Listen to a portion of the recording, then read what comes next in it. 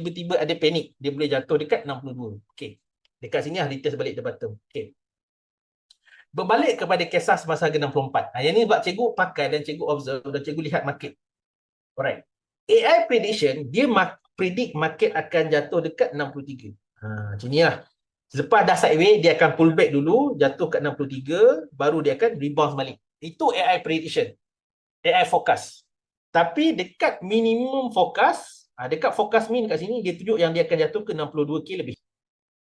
Alright. Apa yang trigger? Kenapa forecast min yang trigger? Sebab semasa hari Khamis, bad news dia, dah show bad news. Bad news dia, apa yang keluar dekat bad news?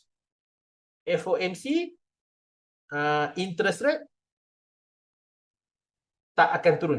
Yang ni bad news lah. In 2026. Oh, alamak. Interest rate tak akan turun lah. Bad news. Bukan satu dua. Strait Hormuz. Kan masa market naik kan sebab Strait of Hormuz, dia orang dah berdamai, dah ada deal balik kan. Yang ni Strait of Hormuz tutup balik. Tutup.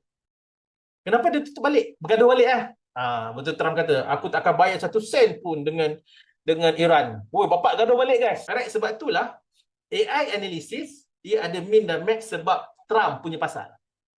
Okay? Jadi dekat sinilah korang kena observe dekat sini dan standby in case tiba-tiba things happen lah. Alright? Kalau tak ada news, tak ada apa, dia akan ikut AI forecast. Itu basically lah. Basically cara nak guna AI forecast.